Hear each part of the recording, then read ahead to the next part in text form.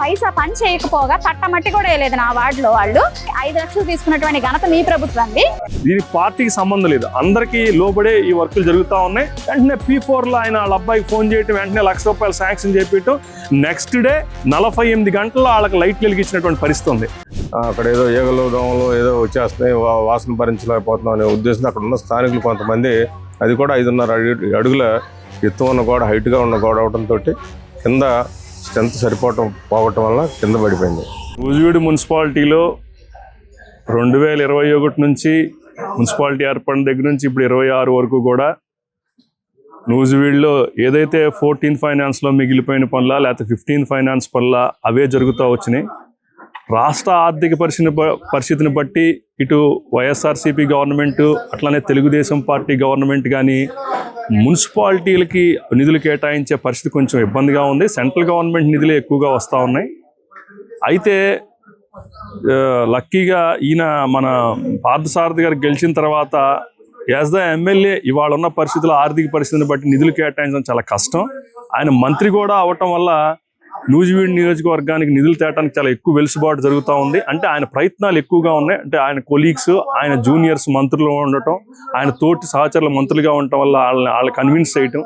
అందులో భాగంగానే NRGS ఫండ్లో కూడా నేను మా మండల ప్రెసిడెంట్తో మాట్లాడితే చాలా అత్యధికంగా, అంటే 4 మండలాలకి 50 కోట్ల నిధులు వచ్చాయని చెప్పారు. చాలా ఎక్కువ నిధులు కేటాయించడం జరిగింది నూజివీడు నియోజకవర్గానికి.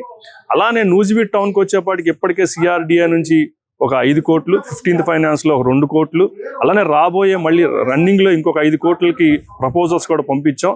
సుమారుగా 12 కోట్ల రూపాయలతో ఈ వర్కులు జరుగుతూ ఉన్నాయి. అయితే ఈ కాంట్రాక్ట్లను ఆన్లైన్ టెండర్లు ఎవరైనా దక్కించుకోవచ్చు, ఇది డైరెక్ట్ ఓపెన్.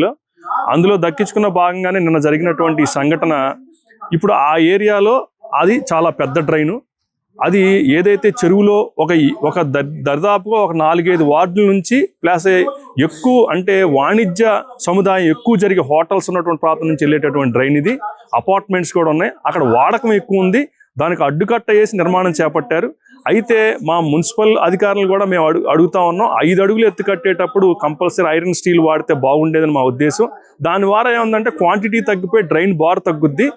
కానీ మనం మనం గనక మన బీమ్ సరిగ్గా వేసి, అంటే ఏదైతే మనం అడుగును చేయాల్సినటువంటి ఇది కనుక చేస్తే ఆగుద్దన్న ఉద్దేశంతో మా వాళ్ళు చేశారు. అక్కడున్న స్థానికులు ఏంటంటే మరి వాళ్ళు దాన్ని లీక్ చేసేయటం, పద్దాక మాకు వాసన వస్తుంది వాటర్ అని లీక్ చేయటం వల్ల ఆ వరవడి వెళ్ళిపోయి ఆ అడుగునున్నటువంటి బేస్మెంట్ కొట్టేసిందని చెప్పి ఇంజనీరింగ్ సెక్షన్ నుంచి కానీ అటు మేము అక్కడ మా లోకల్గా ఉన్నటువంటి నాయకులు కానీ అడిగితే జరిగితే ఇప్పుడు మొత్తం అంతా చెప్పారు. అయితే దాని మీద ఆ కాంట్రాక్టర్ 2-3 సార్లు వచ్చి ఏఈని అడగటం, సార్ ఇలా అక్కడ వాళ్ళు డిస్టర్బ్ చేస్తున్నారు మమ్మల్ని అనటం జరిగింది. మరి దయచేసి గమనించాలి, మరి అక్కడున్న ప్రజలు కూడా అర్థం చేసుకోవాలి. వైఎస్ఆర్ కాంగ్రెస్ పార్టీ వార్డులకు కూడా ఇంకొక 1.5 కోటి కేటాయించిన వ్యక్తి పార్థసారథి గారు. తెలుగుదేశం పార్టీ వార్డులు కాదు, నూజివీడు మొత్తం డెవలప్ అవ్వాలి, అన్ని వార్డులు జరగాలని చెప్పి ఆయన నిర్ణయం తీసుకున్నారు. కాబట్టి ఇందులో భాగంగానే వర్కులు జరుగుతున్నాయి. రాబోయే ఇప్పుడు జరిగేటటువంటి 2.70 కోట్లలో కూడా వైఎస్ఆర్సీపీ వార్డులు 6 ఉంటే తెలుగుదేశం పార్టీ వార్డులు 6 ఉన్నాయి. దీనికి పార్టీకి సంబంధం లేదు, అందరికీ లోబడే ఈ వర్కులు జరుగుతూ ఉన్నాయి.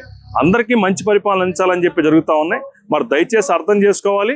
అంతేగాని ఇక్కడ ఏదో మీరు గమనించే ఉంటారు, మరి ఏదైతే రాష్ట్ర ముఖ్యమంత్రి గారు ప్రవేశపెట్టినటువంటి P4 పథకం ఉంది, ఇది P4 పథకం నాకు తెలిసి ఆంధ్రప్రదేశ్లో నూజివీడు కాన్స్టిట్యున్సీలోనే ఈయన గౌరవ మంత్రిగా ఉండటం వల్ల ఇటు ఆకిరిపల్లి కానీ, ముస్నూరు కానీ, చాట్రాయి కానీ, నూజివీడు టౌన్ కానీ, నూజివీడు మండలం కానీ ఆయన వెళ్ళినప్పుడు అక్కడ ఇక్కడ ఒక ₹1,00,000 ₹2,00,000 పని ఉందంటే వెంటనే ఇదేంటి ఫండ్స్ రేజ్ అవ్వాలి, లేకపోతే ఫండ్స్ రావడానికి టైం పడద్దా, ఇక్కడ ఉన్నటువంటి కాలనీల్లో ఏంటి పరిస్థితి అంటే వెంటనే ఆయన ₹1,00,000 నేను ఇస్తాను ఏఈ గారు, ఈ ₹1,00,000 నేను అరేంజ్ చేస్తాను డిఈ గారు, మీరు వెంటనే వీళ్ళకి ఈ బడుగు బలహీన వర్గాలకు సంబంధించిన వాళ్ళకి ఈ యొక్క ఎమ్మటిని వర్క్ స్టార్ట్ చేయటం అని చెప్పడం జరుగుతూ ఉంది. అలాగే అక్కడ స్థానికులు ఆ వర్క్ చేయించుకొని చాలా ఆనందాన్ని వ్యక్తం చేస్తున్నారు.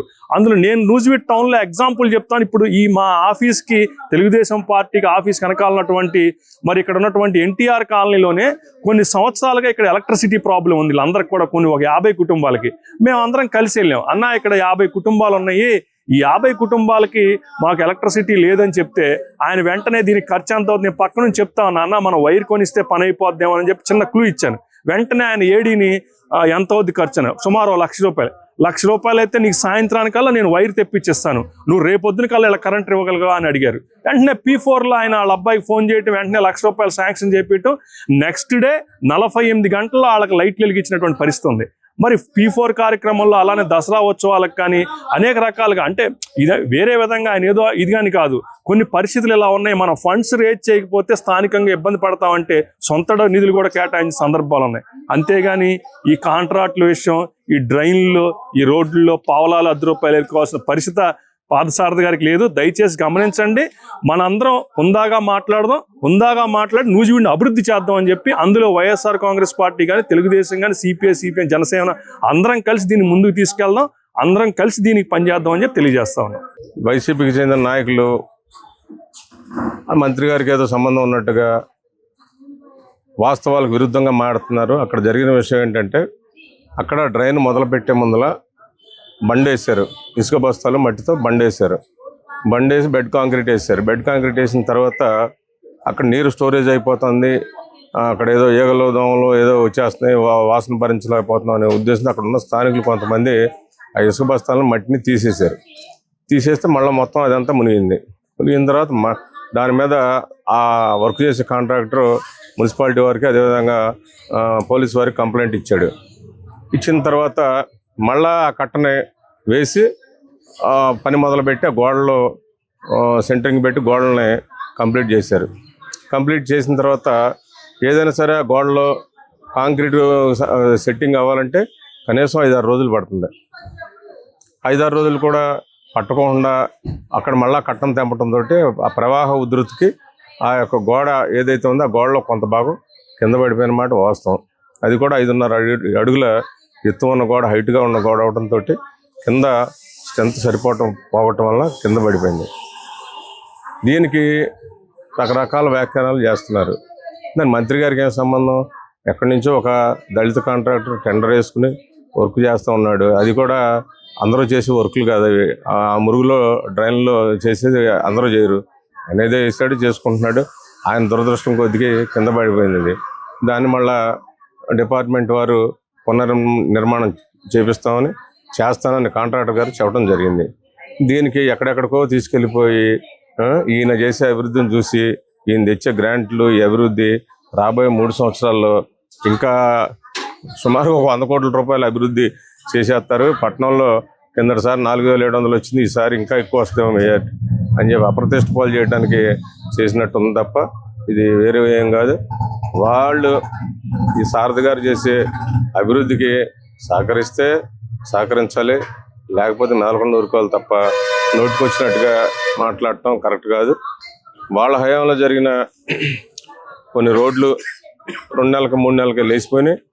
అట్లాగే సుమారుగా ₹23 కోట్లతో 300 పడకల ఆసుపత్రి బ్రహ్మాండంగా కట్టాము అని ఏదైతే గొప్పలు చెప్పుకుంటున్నారో ఆ ఆసుపత్రిలో వర్షాకాలంలో స్లాబులు లీకులు అయ్యి కిందకి లీక్ అయిన ఫోటోలు ఉన్నాయి. అదేవిధంగా కన్స్ట్రక్షన్లో కూడా లోపాలు ఉన్నాయి. ఇవన్నీ కూడా మేము సరే సహజంగా కొన్ని నిర్మాణంలో కొన్ని జరుగుతూ ఉంటాయని చెప్పి ఆ రోజున మేము మాట్లాడలేకపోయి ఉండొచ్చు. ఇవాళ మీరు క్వాలిటీ కంట్రోల్, విజిలెన్స్ అని పెద్ద మాటలు మాడుతున్నారు. మీ దగ్గర మీరు వీటి మీద మీరు పెట్టండి. అదేవిధంగా గతంలో జరిగిన నిర్మాణాల మీద కూడా క్వాలిటీ కంట్రోల్ అండ్ విజిలెన్స్ కూడా పెట్టుకుంటే ఎవరు తప్పు చేశాడు ఏంటనేది అన్నీ తేలుతాయి. కంగారు ఏం లేదు. దీన్ని మీరు ఎన్ని చేసినా, ఎన్ని కుయుక్తులు పడినా ఈ అభివృద్ధిని మాత్రం, నూజివీడు అభివృద్ధిని మాత్రం ఆపలేరు. అది మాత్రం వాస్తవం. ఇక్కడ ఒక చిన్న విషయాన్ని రాద్ధాంతం చేసినటువంటి వైసీపీ నాయకులకు నిజంగా నా కృతజ్ఞతలండి. కూటమి ప్రభుత్వం ఎప్పుడూ కూడా అధికార పక్షం, ప్రతిపక్షం అనేటువంటి తేడా లేకుండా అభివృద్ధి ధ్యేయంగా పనిచేస్తుంది అనేటువంటి దానికి మరొకసారి సాక్ష్యంగా నిలిచినటువంటి మీ వైసీపీ వాళ్ళటువంటి విమర్శలు నాకు నిజంగా చాలా ఆనందాన్ని ఇచ్చాయి. మీరు ఈ యొక్క ఇష్యూని పెద్ద ఇష్యూ చేయకముందే కాంట్రాక్టర్ గారు దాన్ని నేను ఎక్కువ ఖర్చు అయినా సరే నేను భరించి మళ్ళీ దాన్ని సరిచేస్తాను, ఏదైతే పొరపాటు జరిగిందో అది నా వల్ల జరిగినటువంటి పొరపాటు కాదు, కాకపోయినప్పటికీ కూడా నేను ఆ నష్టాన్ని భరించి నేను దాన్ని సరిచేస్తాను అని చెప్పినప్పటికీ కూడా మీరు దాన్ని మరింతగా విమర్శించి దాన్ని ఒక పెద్ద ఇష్యూ చేశారు. సో ఈ ఇష్యూ వల్ల మీకెంత లాభం జరిగిందో తెలియదు కానీ మా కూటమి ప్రభుత్వానికి అయితే చాలా లాభం జరిగింది. అలాగే కొంతమంది నాయకులు మాట్లాడుతూ ఈ యొక్క 10 లక్షల నిర్మాణాన్ని చేయలేనటువంటి మీరు అమరావతి రాజధానిని నిర్మిస్తారా అని అడిగారు ఒక ఆయన. సో వాళ్ళ ప్రభుత్వంలో ఎన్ని లోటుపాట్లు జరిగినాయో, ఎన్ని వాళ్ళు కప్పిపెట్టుకున్నారో అవన్నీ కూడా అందరికీ తెలుసు. నేను ఇది 5వ సంవత్సరం నాది పీరియడ్ అయిపోవచ్చింది. 4 సంవత్సరాల కాలంలో కనీసం పైసా పని చేయకపోగా తట్టమట్టి కూడా వేయలేదు నా వార్డులో వాళ్ళు. లాస్ట్ లో మేము ఏదో ఇష్యూ చేసినప్పుడు ఆ ఇష్యూలో భాగంగా నా వార్డులో డీసిలిటేషన్ ప్రోగ్రామ్ డీసిలిటేషన్ ఒక 5 లక్షలు గ్రాంట్ చేశారు. ఆ 5 లక్షల కోసం ఏదైతే ఇప్పుడు మేము సారథి గారి ప్రభుత్వం వచ్చిన తర్వాత ఏదైతే వంతెన నిర్మిస్తామో ఆ వంతెన అటుపక్క ఒక 4 తట్టలో ఇటుపక్క ఒక 4 తట్టలో డీసిలిటేషన్ చేసి 5 లక్షలు తీసుకున్నటువంటి ఘనత మీ ప్రభుత్వంది. సో అలాంటి ఏం చేయకుండా మేము కేవలం నూజివీడు అభివృద్ధినే కాంక్షగా పెట్టుకుని నూజివీడు అభివృద్ధి కోసం పనిచేస్తున్నటువంటి ప్రభుత్వం మా కూటమి ప్రభుత్వం. ఇప్పుడు కేవలం మీరేంటంటే ఏమీ చేయలే, మనం కనీసం ఈ ఆరోపణల ద్వారా ఈ యొక్క అపవాదుల ద్వారా అయినా ప్రజల్లోకి వెళ్ళాలనేటువంటి ఉద్దేశంతో మీరు ప్రతిపక్ష హోదా వహిస్తున్నారు తప్పితే అసలు దాంట్లో ఏమి విషయం లేదన్న విషయం నూజివీడు ప్రజలందరికీ కూడా తెలుసండి. అలాగే ఇంకొక ఆమె మాట్లాడుతూ నేను కౌన్సిలర్ గా ఉన్నప్పుడు ఏమీ జరగలేదు, ఇలాంటి నిర్మాణాలే జరగలేదు అని ఒక ఆవిడ అంటుంది. అసలు ఆవిడ కౌన్సిలర్ గా ఉన్నప్పుడు ఎన్ని అవకతవకలు జరిగినాయో నా వార్డులో మా వార్డు ప్రజలను అడిగితే చెప్తారు. మీడియా వాళ్ళకన్నా మా వార్డు ప్రజలను అడిగితే ఆవిడ భర్త కలిసి ఎన్ని అవకతవకలు చేశారో నా వార్డులో అవి బయటకు వస్తాయి అప్పుడు. అలాగే ఇంకొక లీడర్ మాట్లాడుతూ ఆయన ఇప్పుడు ఇక్కడ పోటీ చేయకపోవచ్చు అని అనుకుంటున్నారా? అసలు వాళ్ళ ఉద్దేశం ఏంటంటే సారథి గారు ఏదైతే ఉన్నారో సారథి గారు చేసేటువంటి అభివృద్ధి ద్వారా ఆయన ఇక్కడ ఈయన వేళతో సహా ఎక్కడ పాతుకుపోతారో, మళ్ళీ వైసీపీ ప్రభుత్వానికి ఎక్కడ అవకాశం రాదో అనే ఉద్దేశంతో ఆయన ఇక్కడ పోటీ చేయనివ్వకుండా ప్రజల్లో ఆయన వీక్ చేయాలనే ఉద్దేశంతో బురద చల్లుతున్నారు. అసలు నాకు తెలిసినంత వరకు ఆ ఇసుక బస్తాలు ఏవైతే తొలగించారో అది కూడా వైసీపీ కుట్రే నా ఒపీనియన్. నేను అనుకుంటున్నా వైసీపీ వాళ్ళే కావాలని తొలగించి ఆ గోడ నిర్మాణం పడిపోయేలాగా చేశారనేది నా ఉద్దేశం. సో నూజివీడు అభివృద్ధి మీకు అవసరం లేదు. మీరు ప్రభుత్వంలో ఉన్నప్పుడు మీకు నూజివీడు అభివృద్ధి అవసరం లేదు, మీరు ప్రతిపక్షంలో ఉన్నప్పుడు కూడా నూజివీడు అభివృద్ధి మీకు అవసరం లేదు. కానీ నూజివీడు అభివృద్ధి సారథి గారికి అలాగే తెలుగుదేశం లీడర్లుగా మా అందరికీ కావాలి. నూజివీడు ప్రజలందరూ ఎంతో హర్షిస్తున్నారు. ఇలాంటి చౌకబారు విమర్శలు చేసి ఇంకా చౌకబారుగా తయారవకూడదని ఈ మీడియా మిత్రుల సాక్షిగా ఇదిగా చెప్తున్నాను మీకు. చెప్పే కదండి, విజిలెన్స్ ఎంక్వైరీ చేద్దాం. ఎందుకంటే పారదర్శకత అనేది అందరికీ కావాలి. కానీ పారదర్శకత మీ దగ్గర నుంచి మొదలు పెడదాం. ఆ విజిలెన్స్ డిపార్ట్మెంట్ ఏదైతే మీరు అడుగుతున్నారో కమిటీ లేకపోతే రిపోర్ట్ ఏదైతే ఎంక్వైరీ ఏదైతే అడుగుతున్నారో అది మీ ప్రభుత్వం చేసినటువంటి పనుల దగ్గర నుంచి మొదలు పెడదాం. అప్పుడు కరెక్ట్ గా అందరికీ కూడా పారదర్శకంగా నూజివీడు అభివృద్ధి నిజంగా ఎవరు చేశారో అందరికీ కూడా తెలుస్తుంది.